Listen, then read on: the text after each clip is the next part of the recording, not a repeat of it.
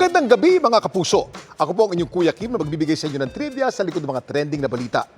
One in a million event kung ituring ng isang netizen ang kanyang naging karanasan sa Zamboanga del Sur. Ang kanya kasing nakaengkwentro sa dagat, hindi lang daan-daang mga dolphin, meron pa mga sperm whale at mga pating. Anong meron?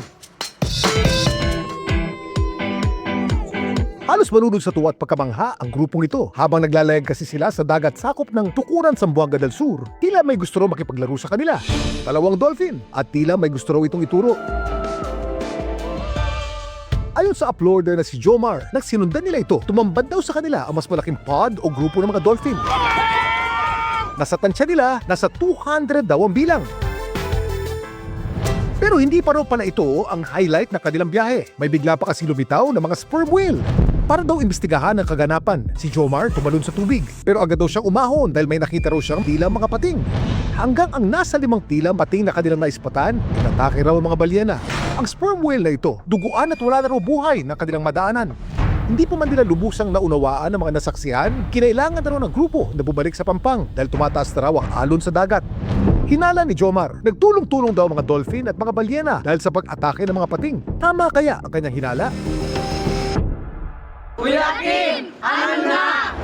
Ang mga dolphins tinuturing na isa sa pinakamatalinaw hayop sa buong mundo. Sila ay mga fast learner at meron silang advanced na communication system. Ibig sabihin, kaya nila makipag-usap sa isa't isa at maging sa ibang mga species. Meron silang parang special apparatus na nakadugtong dun sa blowhole nila. Parang yun yung equivalent yung voice box ng tao. Pwede sila mag-create ng mga different sounds. So, ito yung ginagamit nila pang-communicate. Paglilinaw ng isang marine biologist, ang nakita ni na Jomar na nakapaligid sa sperm whale, hindi raw mga pating, kundi mga short-fin pilot whale. Yung pinakamalaking hayop doon are sperm whales. Tapos nakapaligid dun mga short-fin pilot whales. Hindi siya unique sa Philippines. Kung mapapansin nyo, yung mga sperm whales, they got into this formation na parang bulaklak. Ang tawag noon Marguerite Formation. This type of behavior nakikita pag parang ina-attack itong mga sperm whale. Pero itong mga pilot whales, parang hindi naman sila known para kainin yung sperm whale. Pero baka na-stress yung sperm whales sa dami. Yung defense reaction na yung sperm whale is